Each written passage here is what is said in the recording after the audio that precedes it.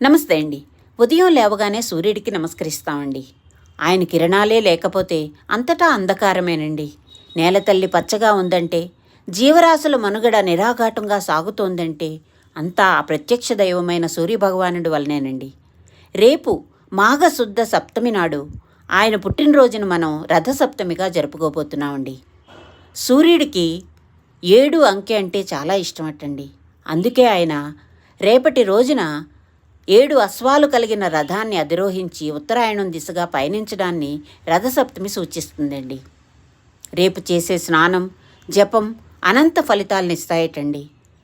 జిల్లేడు, రేగు, చిక్కుడు ఆకుల్ని ఏది దొరికితే అది తెచ్చుకొని తల మీద పెట్టుకొని స్నానం చెయ్యాలంటారండి. రేపటి రోజున ఆ పత్రాలకి సూర్యకిరణాలు పడి అంత శక్తివంతమవుతాయటండి.